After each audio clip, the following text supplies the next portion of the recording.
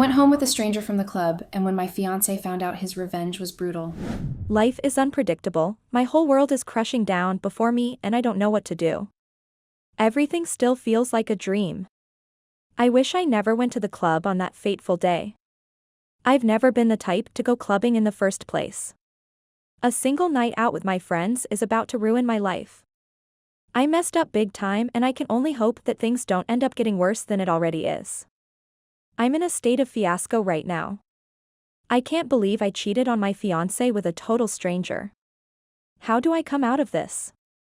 A night of fun is about to cause me my whole world. My name is Nadia and I'm a 26-year-old TV presenter.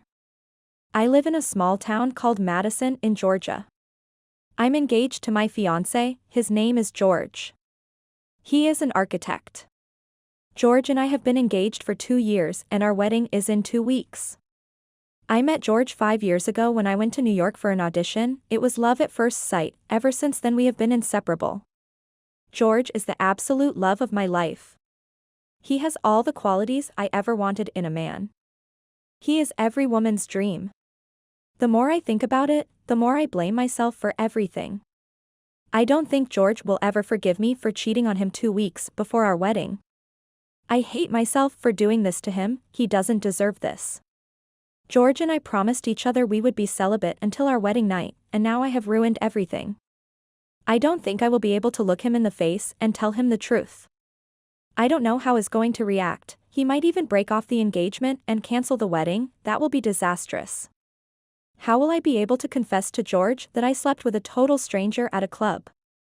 I wish I never followed my friends to the club that night. I can still remember everything that happened that night.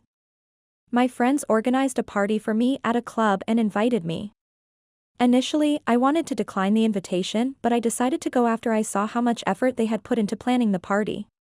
The party was going smoothly until I decided to have a drink. That was the beginning of my nightmare. While we were dancing and having fun, a tall handsome man approached me and requested I dance with him. I was reluctant at first, but my friends encouraged me. According to them I should loosen up and have fun because after marriage I wouldn't have such freedom anymore. I wish I never listened to them, but I did. The man introduced himself as Jaden. Our conversation began from there. I enjoyed his company because he made me laugh so hard. I don't think I have laughed so hard like that in a long time. Don't get me wrong, I love my fiancé George, but sometimes he can be too serious. Jaden and I continued our conversation. The conversation was going so smoothly that I didn't want it to end. That was the only thing I can remember. The next day I woke up to see myself in a strange place, on a strange bed and with a complete stranger. I was so devastated, and was in denial for the first 5 minutes. I needed time to process everything. I could not bring myself to accept the fact that I jumped in bed with a stranger I just met less than 24 hours ago. It didn't make sense. I've been celibate ever since I met George 5 years ago. How then did I let my guard down to sleep with a stranger I met a few hours ago? George doesn't know what has happened yet. He has been out of town for work and will be back tomorrow. I don't know what to do now. Should I confess everything to George or I should keep this secret with me forever? My wedding is coming up in a few weeks and I don't know what might happen if I confess to George the first cheated on him. I don't want to lose George. I love him so much that the thought of him breaking up our engagement and calling off the wedding is killing me. I don't think I can survive without George in my life. What should I do, guys? Should I confess to George or pretend like nothing happened? Update. Hi guys, it's me again. I didn't confess to George, at least not yet. I decided to bury the truth with me forever. I can't risk losing George. I can't even imagine my life without George. I decided to move on like nothing happened. Everything was going fine until Jaden contacted me. I didn't pick the call because I didn't have his contact on my phone. I gave him my contact at the party I guessed. After several calls, I decided to pick the call and he introduced himself. I immediately ended the call, so he sent me a text. He said he has been looking for me and that he has something for me. I can't even believe the fool still had the audacity to contact me after everything. Even though I have a part to play in everything that happened, I'm sure he took advantage of me because I was tipsy. I blocked his line immediately and continued with my day. I regret going to the club that day. If I had stayed at home that day, I never would have met Jaden. What happened could have been averted. But it is too late to apportion blame now. I just had to concentrate on what was important, which was my upcoming wedding with George. Everything was going as planned until 2 weeks later. I noticed my engagement ring was missing. That was the beginning of another problem for me. I was dressed ready to meet George for our wedding rehearsal when I noticed I could no longer find my engagement ring. There is no way I will meet with George and he will not notice my engagement ring is missing. I have never removed my engagement ring ever since George proposed to me 2 years ago. There is no way I'm going to miss my own wedding rehearsal, but I can't go there without my engagement ring. I turned my entire house upside down looking for the ring, yet I couldn't find it. George was calling on the phone, everyone was worried. After searching my house and not finding the ring, I knew where I might have left it. Your guess is as good as mine. I forgot the ring at Jaden's place. I unblocked him and called him immediately. He told me he's been expecting my call that he is with my ring and I should come to his house and get it. I asked him if we could meet in an open place, but he insisted we meet in his house. I didn't have an option. I wanted my ring back, so I went to his house. I slept with Jaden again, guys. Don't judge me, please. There's something about Jaden that is irresistible. Jaden and I made out for the second time. This time I was not tipsy and it was 2 days to my wedding. I couldn't believe what had happened. Everything happened so fast. There's this undeniable sensation between Jaden and I. I took my engagement ring from Jaden and I warned him never to contact me again, that I was getting married in 2 days. Jaden fell on his knees and started begging. He asked me to give us a chance and I told him there is no us to begin with. He locked the door and blocked me from stepping out and I threatened to shout. He got scared and moved out the way. I was already late for my wedding rehearsal. Everyone was worried sick because they could not reach me. My phone battery died on my way to Jaden's place. By the time I arrived at the venue for the wedding rehearsal it was already late. Most people had gone. I only met George and some of his friends around. George was angry, but he took me aside to inquire what happened. I didn't know what to say, so I lied. I told him my grandma met with an accident and I took her to the hospital. That calmed him down a little. He asked we go see her after the rehearsal, but I told him there was no need because it was a minor accident. She is fine and recovering at home. All through the rehearsals George kept staring at me, like he knew I was trying to hide something from him. He kept asking me if I was okay, all through the rehearsals. He suggested we postpone the rehearsals since I was not in the right frame of mind, but I insisted we continue. If there's one thing I know, it is the fact that I don't have enough time. The more I looked at George, the more I felt guilty. How do I explain to him I cheated on him twice with a stranger? A stranger I don't even know anything about. I don't even know his surname. George kept trying to cheer me up all through the rehearsals. He thought my grandma's accident ruined my mood, so he tried everything within his power to cheer me up. I had to play along because I knew George is very smart. The more he tried to cheer me up, the more sad I became. He doesn't deserve this, not from me, not from anyone. I hate myself right now. I can't believe I made the same mistake twice. The rehearsals were over and George drove me home. The ride home was longer than usual. I don't know if it was the silence in the car or the cold. Whatever it is, I know I might get caught soon if I don't do something. George dropped me at home without saying a word, which was unlike him. He didn't even respond when I asked him if we would be seeing each other the following day. He just drove off without saying anything. I think he is beginning to suspect me. I know I can't fool him for long. Should I confess to him I cheated on him twice with a stranger I met at a club? What if he ends our relationship and never forgives me? I can't allow that to happen. I will do everything possible to make sure George doesn't find out about my affairs. The following day I got a message from George asking me to meet him at our favorite coffee shop. I was so scared because I didn't know why he wanted to see me 24 hours before our wedding. So many thoughts were flying through my mind. I wanted to ask the reason for the sudden meetup, but I know he would suspect something fishy if I did that. I was nervous, you could tell by just looking at me. I decided to face my fears and confront my demons once and for all. I got up, dressed up, and headed for the coffee shop. My legs were shaking. I thought they would break before I got to George. I was so lost in thought that I didn't know when we arrived at the coffee shop, the taxi driver had to tap me for me to come back to my senses. I got down and I could see George was already there waiting for me, which made me more anxious. We were supposed to meet by 9 o'clock and George was already seated there by 8 o'clock. I arrived earlier than scheduled because I wanted to calm myself down before the meeting. All of a sudden, fear gripped me and I didn't want to step an inch inside anymore because it was obvious George already knows the truth and he is about to call off the engagement and cancel the wedding. It took the last strength in me for me to finally step inside. I guess you never know how strong you are until being strong is the only option you have. Well, can you guys guess what happened next? Sorry to burst your bubble, guys, George didn't invite me over to break off the engagement, at least not yet.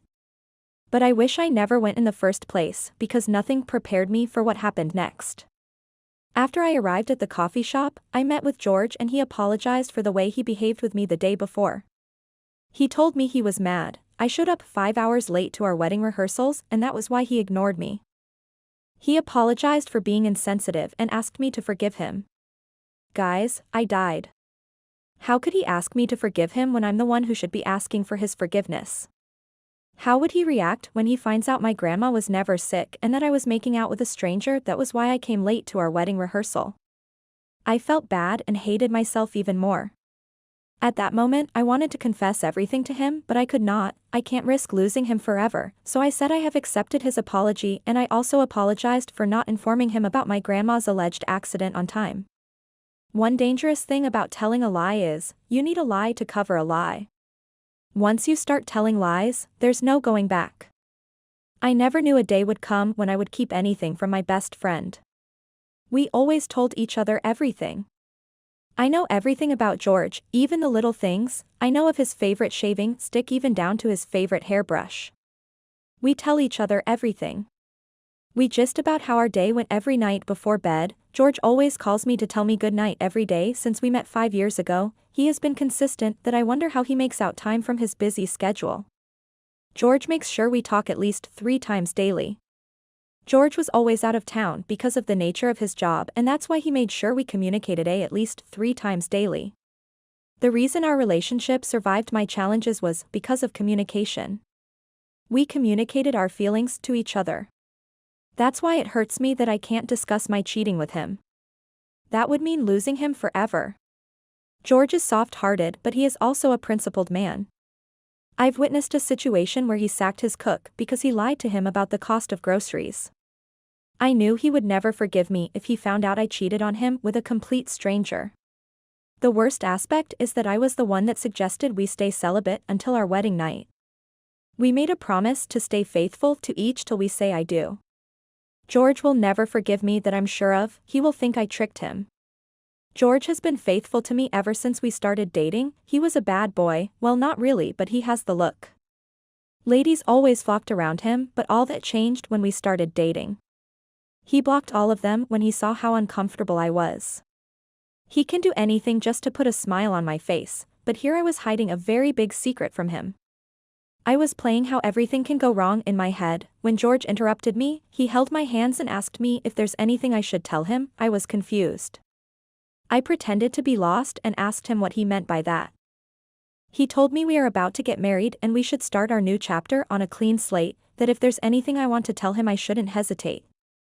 That was my chance, guys, my chance to confess everything and finally be free from the guilt that is ruining what ought to be the best time of my life. But I was too scared to come clean.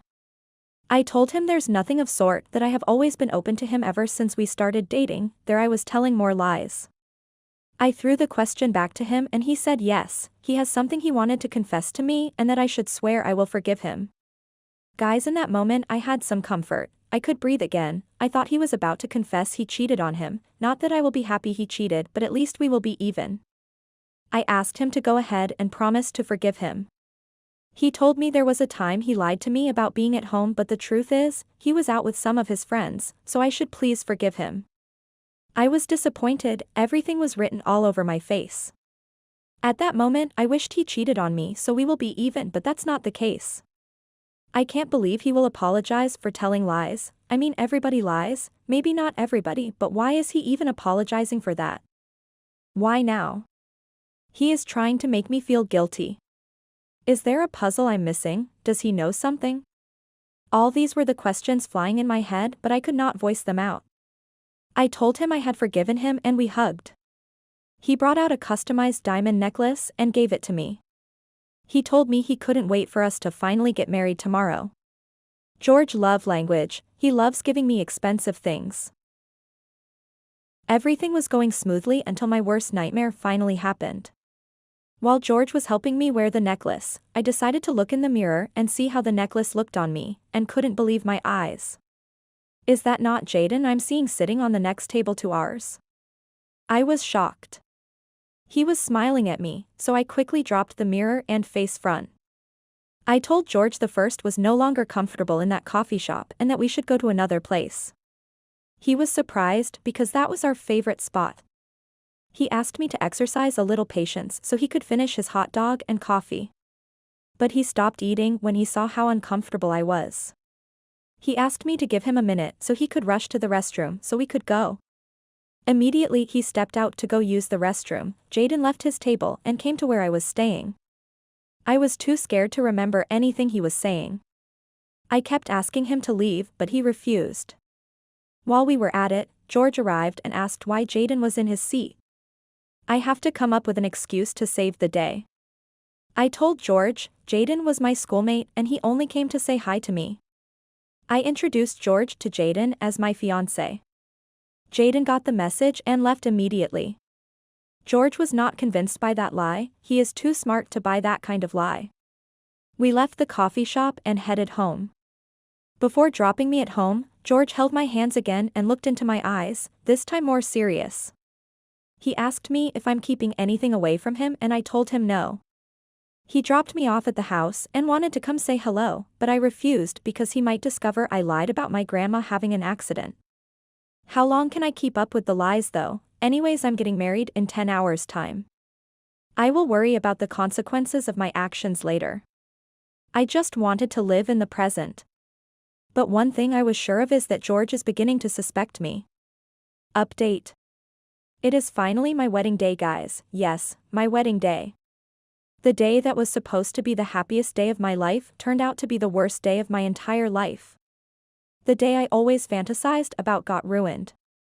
I don't even know where to start from. So I got up that morning excited that I was about to tie the knot, not knowing I was about to be humiliated. I didn't know I was about to be mocked by my enemies.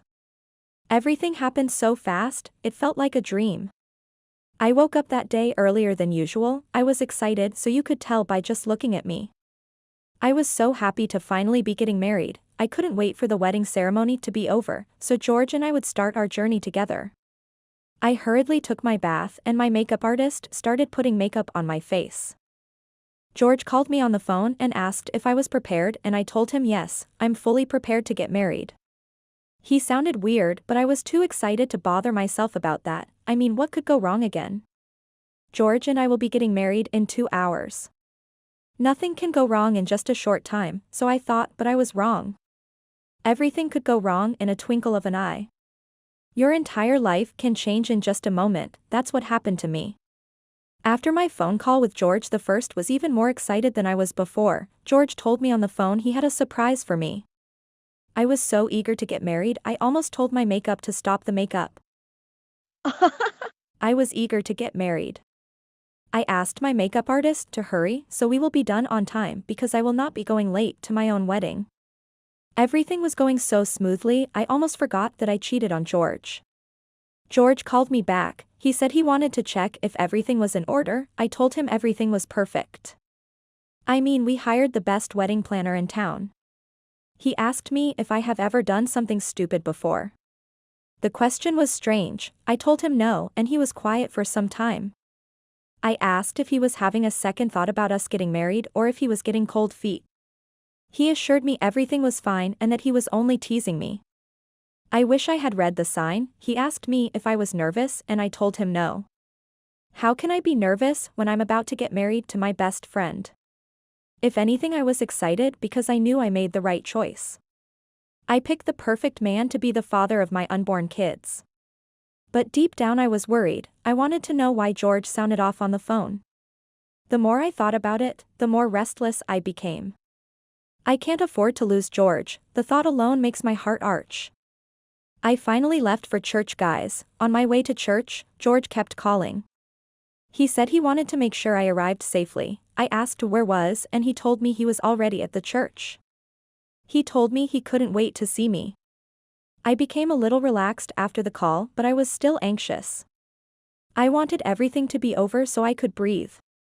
I got to the church and got the biggest surprise of my life. I know you guys are eager to know what happened next. Well, here we go. George never showed up to our wedding. George dished me on the altar. Everything happened so fast it still feels like a dream. What I have feared the most has happened to me. George did not just cancel the wedding, he made sure he gave me a public embarrassment. How do I face everyone and tell them the wedding has been canceled? At that moment it felt like I had lost everything. At first I thought he was stuck up in traffic or something happened to him on his way to our wedding. I decided to try his line, but he refused to pick up. I was even more worried because we spoke few minutes ago and he assured me he was already at the venue. The priest that was supposed to officiate our wedding was surprised to see me. Apparently George had called the priest to inform him that the wedding was cancelled. I couldn't believe my ears. If not that he was a priest, I would have called him a pretty liar. All the guests were present except for George's family and friends, which was shocking. I couldn't even look at my dad. I could tell he was disappointed. If there's one person that was genuinely happy that I was getting married, it was my dad. We have always planned this ever since I was a child. He always dreamt about walking me down the aisle. I could tell he was not happy. I felt bad for my dad. His dream of walking his only child down the aisle was cut short. Everyone felt sorry for me. I felt bad for them too. I blamed myself for wasting everybody's time. I continued calling George till he finally picked up. I asked his whereabouts and he warned me to stop calling him. I was shocked because he has never spoken to me in that manner before. He asked if I liked my surprise. It was then I realized he had planned everything. He told me he is aware of everything and that he can't get married to cheat like me and that he regretted the day he ever set eyes on me. He told me there would be no wedding. He called me so many unprinted names. I begged him to come back for us to at least get married and after the wedding we can fix everything. He can even cheat back if that is what he wants and we'll be even. I begged him, but he refused to listen. He told me things don't work that way. He told me he knows everything I have done so far, how I got in bed with a total stranger I met at a club and how I have been telling more lies to cover up. How I went to visit him on the night of our wedding rehearsals and still slept with him again. He told me I should get lost and never contact him again. He told me he was going to ruin my life and that dishing me on our wedding day was just one out many to come. Everything felt like a dream and I had to pinch myself to make sure I was not dreaming. My worst fears finally came to pass, guys. George didn't not just break off the engagement, he never showed at the altar. The humiliation was too much. Everyone present looked at me with pity and tried to console me. I bet they would hate me if they finally found out the truth of what happened. I knew my life was ruined forever. It was foolish of me to think I could get away with cheating. What was I thinking in the first place? I ran out of the church as fast as my legs could carry me and headed straight to George Place. I was denied entrance by the security. I had to go back home. I tried calling George several times, but he never picked up my calls. It was later in the day the reality of everything that had happened hit me. I cried so much it felt like my eyes would pop out. I can't believe I ruined my own life. I have lost George, my best friend, forever. The following day, the news was all over town. My cancelled wedding had become a hot gossip in the town. One thing I was thankful for was the fact that no one knew why George never showed up at our wedding yet. My life will be ruined if people get to know the reason my wedding never happened. George showed up at my house the next day and asked that I return everything he had ever bought for me, from the phone down to the smallest thing like a hairpin. He took it all. I decided to use the opportunity and apologize, but he refused to listen. I wanted to tell him what happened, but he paid deaf ears to everything I was saying. He took everything from me and gave them to my stepmom and half-sister. I was surprised because George and my stepmom had never gotten along. If for anything, he hated my stepmom because of how my stepmom treats me, so why is he giving them everything he seized from me? Nothing made sense anymore. Apparently, it was my stepmom and half-sister that exposed everything to George. They overheard me when I was discussing everything that happened with my friend. They recorded it and sent it to George. I don't even blame them, I blame myself. If I had not gone to the club that night, everything that happened would have been avoided and I would be married to George by now. It's too late to feel sorry for myself now, so I decided to go see George one more time to apologize. This time he allowed me in. Nothing prepared me for the surprise that was waiting for me. I came into the house and met George and his ex-girlfriend. For a moment I thought we were still together and I flared up, but he called me to order. He told me I didn't have the right to question him as we are more together. That I lost that right the day I slept with a stranger and lied to him about it. I was hurt, but I remained calm. The interesting part is that they're married. Yes, married. Apparently, while I was walking down the aisle waiting for George, he decided to wed his ex-girlfriend the same day. The shock was too much for me, that I fainted. I woke up to see myself at the hospital. I thought I would see George by my side, but he was nowhere to be found. He didn't even bring me to the hospital. He asked the security to take me to the hospital and he called my dad to inform him I fainted. He never showed up till I was discharged from the hospital. If someone had told me this would happen to me, I would have bet with everything I have that it was not possible. I thought things like this happened in movies. Now my life is like a movie. I never in a million years thought I would cheat on my fiancé with a complete stranger and he would get revenge by leaving me at the altar and getting married to his ex-girlfriend the same day. I doubt I will ever recover from this. I know I was wrong to have cheated on George, but I didn't deserve the public humiliation he gave me. He has practically ruined my life. How do I face the world again? I have lost my self-confidence. Update. Hi guys, I'm back again. Life has been tough. I never imagined my life would turn out this way. I still blame myself every day for cheating on George. I still wish I never went to the club that night. I wish I had declined my friend's invitation to the party. I'm trying to pick up my life again. Slowly, everyone seems to be forgetting everything that happened, but not me. Everything is still fresh in my heart. I have continued to blame myself. There's no day I don't cry myself to sleep. Crying has become my favorite thing to do. I would be married to George right now if I had not gone to that party. I decided to move, but it wasn't easy. The more I tried, the harder it became. Madison, Georgia is a small town and news travels fast like wildfire. I couldn't even step out of the house because anyway I went, there were 2 or 3 people gossiping about me. They made the gossip so loud I could hear them. As if the news of my wedding being cancelled was not enough, my stepmom and half-sister decided to spread the news of me sleeping with a stranger a few weeks before my wedding. It got so bad I couldn't even step out of my room. While people were gossiping about me outside, my stepmom and half-sister were on a roll call at home. They took turns to taunt me. I finally decided to relocate from Madison, Georgia and go start life all over again, a place where no one knew me, and that was the best decision I made. I left Madison, Georgia and I moved to Paris. I just wanted to breathe some fresh air. Life in Paris was not easy. It was hard for me to adapt to life there. I grew up in a small town. All my life I was used to a simple life, so it was hard for me to get used to the fast life Paris threw at me. I'm happy I finally summoned the courage to leave my comfort zone. Slowly, I started getting used to life in Paris and I started settling in. I got a house and furnished it to my taste, and I also landed a job at a multi-million company in Paris.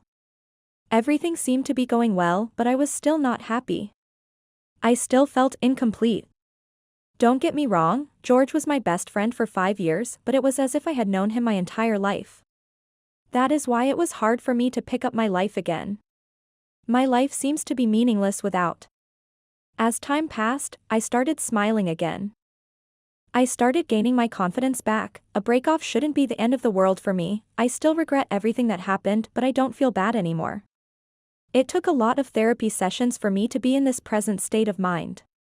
Initially, I was reluctant about going for therapy. I thought it was a complete waste of time, but now I'm happy I did.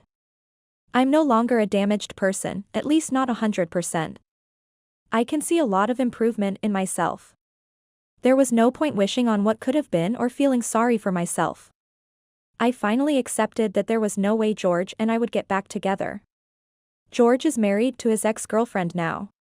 George didn't leave room for reconciliation, that was why he quickly got married to his ex-girlfriend.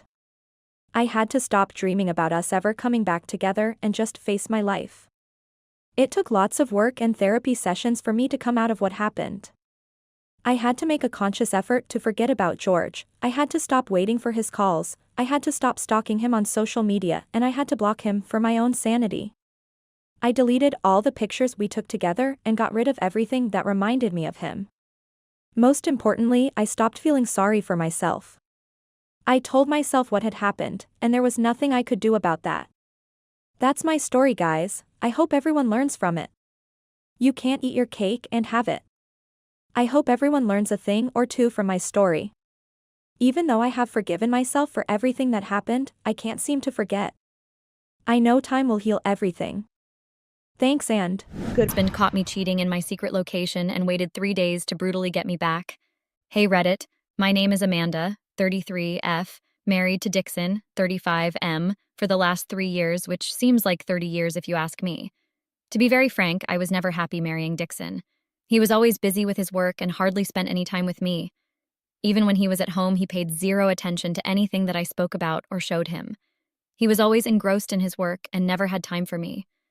I tried to talk to him about how I felt so lonely and unloved, but he dismissed it by saying that if I had a lot of free time, then I should put it to use and stop piling on. Wow, this was not the person that his parents described him to when they wanted me to marry their son. To be very honest, my parents wanted to get rid of me, and once they found someone rich who showed a reasonable amount of interest in their daughter, they readily agreed to have me married. They did not even try to check on me regularly, but always had time to call me when they needed money or help from Dixon. So I had no one I could talk to about my problems in my family. My friends were jealous that I got married off into a rich family, and that I might be having the time of my life. Little did they know that it was very suffocating, but I was obviously not going to tell them that, and let them live with their jealousy and assumptions. After 1 year of being married to Dixon, I had concluded that there was no point in trying to expect him to either spend time with me or even love me. I decided to keep myself busy so that I could fill the void that I had been feeling for a very long time. I joined a travel company which would give me the freedom to travel around within the city and to other countries, so that I would not be spending a lot of time at home after work. Though I had no experience, I used my connection to Dixon to get a job. At least Dixon had been useful to me in this way, and that was the only time being married to Dixon ever helped me. I was very enthusiastic when I started working since it put a lot of things out of my head. I could see a lot of positive change in me because I stopped caring and worrying about Dixon. At my job, I was assigned a mentor who would help me with my responsibilities till I was able to do them on my own. His name was Samuel, and he was a real sweetheart. I just loved the way he was so attentive to even the small things that I shared with him and paid so much interest in things that were not even work-related.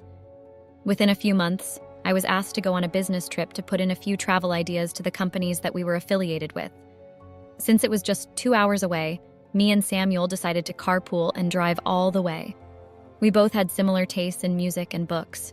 The entire drive was filled with lots of discussions around music bands, books, and our opinions about them. We rocked the presentation, and as we were about to leave, we saw on the news that there was a big storm that had led to the roads being blocked off so we couldn't go home. The company was kind enough to offer us a stay at one of their hotels till the roads were cleared. We decided to make the most of it and hit a few local bars to enjoy a few drinks and to celebrate the success of signing up for a new deal. We started drinking, and as the night went on, more and more drinks were downed, and by the end of the night, we couldn't even work in our rooms by ourselves. I woke up the next morning with a pounding headache, topless and with no recollection of how I got to the room myself. I looked around and found Samuel sleeping on my panties butt naked. I put on my top, woke him up, and accused him of taking advantage of me being drunk last night. I could see that he was slashed himself and was unable to understand anything I was trying to say to him. I asked him to meet me in the lobby once he was all ready and not hungover so that we could discuss last night's events. We both did not remember most parts of last night. We had decided that last night was a huge mistake and that we would never discuss it or even mention it to anyone. Very soon, we were sent on another trip because we were such a great team. We tried to act as professional as we could, but there was a lot of sexual tension between us, which was very undeniable. As the night progressed, we knew that there was no way of fighting it, and just like that, we gave in. We started meeting regularly, but I knew that with Dixon being so popular around the city, it was going to be very difficult for people not to notice. I decided to buy a cabin in the woods where we could meet whenever we wanted to. The cabin would be our safe house so that no one raised an eyebrow or even had the faintest of an idea about our affair. It was perfect as we could have the entire place to ourselves and not care about anyone. It was our 1 year together, and Samuel and I wanted to celebrate. I lied to Dixon about having a business trip so that I could go to the cabin to spend a few days with Samuel and celebrate being together for a year. Though we were not officially together, our hearts belonged to each other, so I wanted to make it special. I reached the cabin early to prepare and set up everything before Samuel showed up. I had everything in place, including the bed and the bathtub filled with roses and the champagne ready, as this was going to be our celebration of 1 year of being together. Samuel showed up after 1 hour, just at the time when everything was all ready and perfect. I had no idea that Dixon was following me all along. I don't know how he got to know about this place and interrupted our lovemaking session. He caught us in the bathtub filled with bubbles lying on top of each other. I was taken aback to see him here and that too like this. It was a very embarrassing moment for me. I never expected that I would get caught, and that too in this manner. I started screaming at Dixon that he was violating my freedom by following me. It was unethical and illegal of him to spy on me. He started laughing at me and my claims and kept pointing at the situation I was in. True that I was naked with another man, but that did not mean that I would be afraid to defend my own rights. I told him that irrespective of the state I was in, I had every right to protect myself from being violated. Dixon did not like that I was being so shameless with no remorse about not having done anything wrong, that he would have no choice but to make me understand that what I was doing was called adultery, which is illegal in a marriage. He said that he just had a very bright idea in his mind on how to make me understand the difference between right and wrong. Before we could even manage to get out of the bathtub, he locked us in the bathroom and switched off the lights and hot water. We did not even have our phone on us to call for help, and we were stuck in the bathroom with no clothes and just towels to help us keep warm. Dixon unlocked the bathroom after 2 hours and ordered us to get out. If I would have been locked in the bathroom for another 30 minutes, I would have frozen to death. We started scrambling our clothes to find something warm to wear. In the meanwhile, Dixon asked Samuel if he would like to be a part of whatever was going to happen next. Samuel, like the useless shit that he was, bailed out on me and decided to leave me to deal with Dixon. After Samuel left, Dixon questioned me that wasn't it our 1 year anniversary that we were celebrating, and how ironic of Samuel to leave exactly after 1 year of having an affair. I snarled at Dixon that if he would have been nice to me, I would not have to look for love outside of marriage and decide to have an affair with Samuel. All he had been since the time we got married was too busy or unavailable or unappreciative of my actions, which had led me to take the step of having an affair. Samuel, on the other hand, gave me attention, listened to what I wanted to say, and made me feel special, which Dixon never did. I guess that was the reason why I was attracted to him, and went so far as to even have an affair with him. Dixon laughed and told me to look at how it all turned out. The guy who made me feel special fled the moment he got his chance. He was not in love with me and just was using me, since I was the one who gave him the permission to use me. I knew that it wasn't entirely false, because I knew that Samuel was with me for his own convenience. I would be the one paying for most of the things and trips that we would take, but I did not mind that, as I thought that he was actually truly interested in me, and also, I wanted to splurge Dixon's money as much as I could. Dixon tied me to a chair and started interrogating me. He asked me if I had been using his money and his connections to show off to my boyfriend how much I could do for him. It was true that I was using Dixon's money for all my rendezvous with Samuel, because it felt like I was slapping Dixon in his face whenever I spent on anything to do with Samuel. Dixon told me that since I was very confident that I could seduce any man with that face of mine, he was going to ruin it for me so that no other man would fall for that innocent face. I kept yelling at him to stop and that I would never repeat this mistake again. He got a bucket of boiling hot water and tried to force my face into it while I was begging him to forgive me, and that I would do anything that he wanted me to. He told me that though he might have not given me enough time, he made sure that I had every comfort that I ever wanted at my disposal while he was busy making money. The exact same money that I had been mindlessly spending on myself and my boyfriend for the past 1 year. He told me that he never forgives anyone who tries to take advantage of his kindness. I was trembling with fear at the thought of Dixon actually burning my face. I tried to coax him into not doing anything to me and change this by convincing him that we could start over, and that we both would invest a lot of time in working on our relationship to build trust.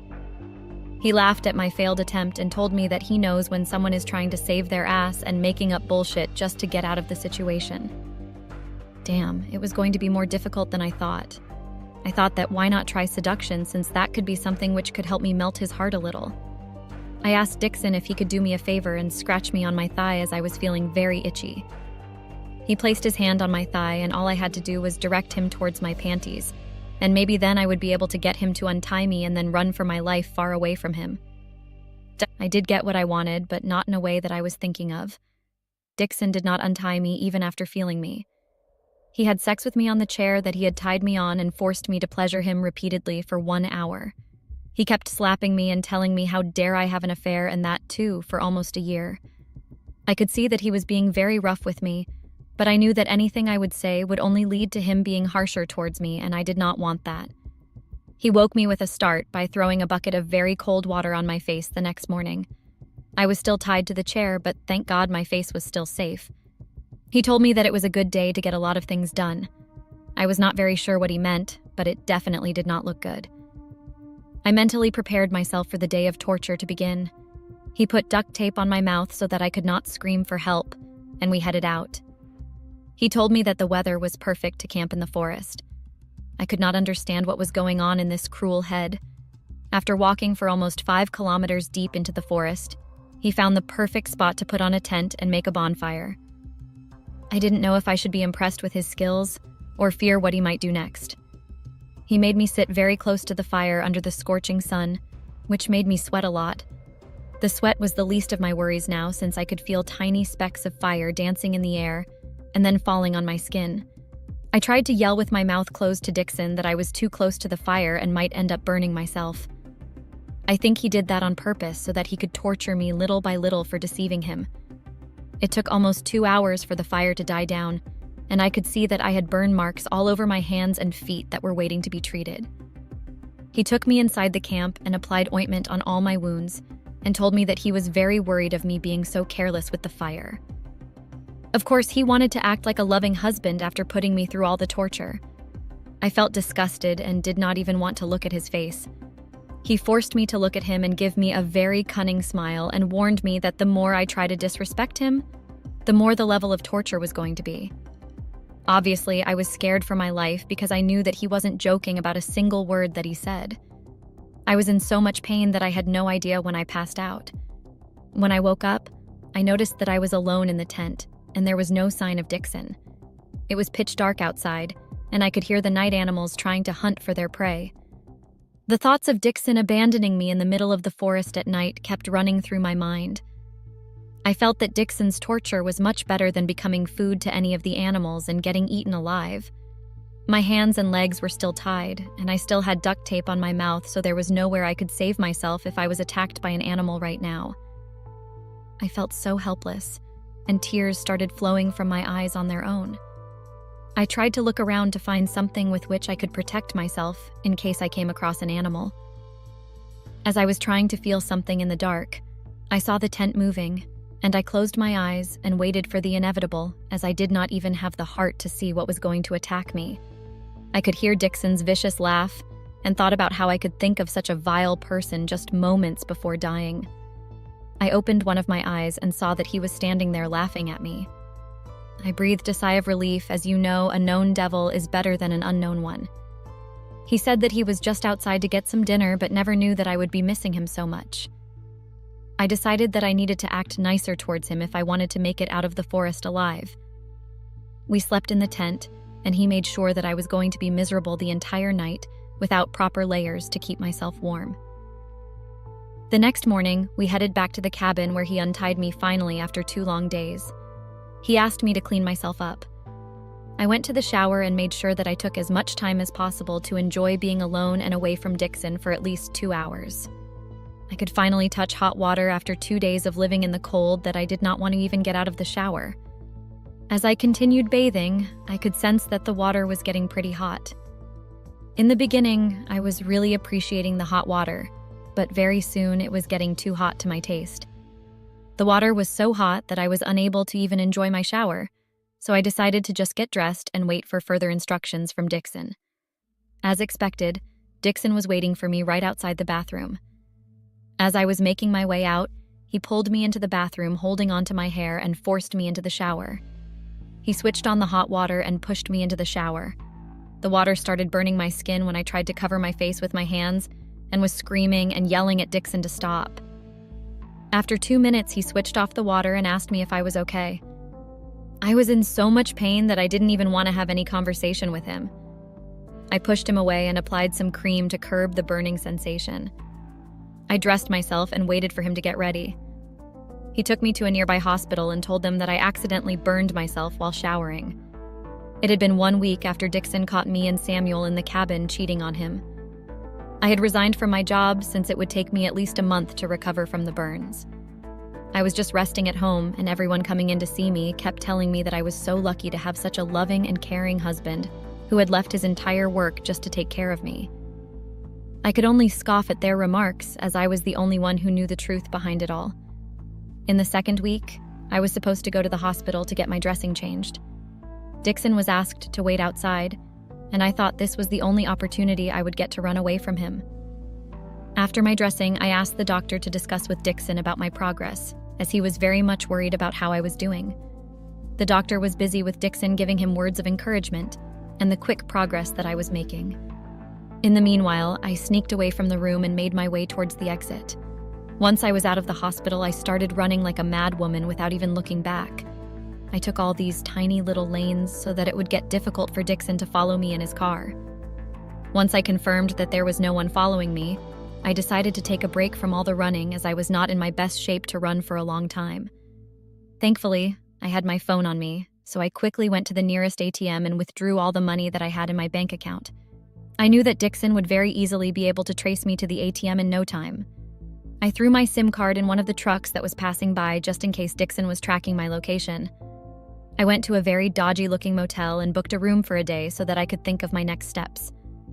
Though the bed was not very comfortable, I could finally feel free, as if I had just come out of a royal prison. The next day, I got up very early and decided that I could not stay at one place for a long time and had to keep moving. I left the motel and took a train to Ohio, as I did not think Dixon would be looking for me there. I decided to start my life in Ohio if everything went my way. I would change my name, my identity, and even my personality if I had to, so that I could live in peace far, far away from Dixon and his shadow. It has now been 2 weeks since I moved to Ohio with no signs of Dixon. I can finally think that I am at a better place now, and no amount of luxury could buy me this freedom. Now when I look back, I know that me cheating on Dixon was not the right thing. The way he treated me was not the kind of punishment anyone would deserve. It was very inhuman and ruthless, in my opinion. I would wish no one to go through the kind of punishment that I have been through.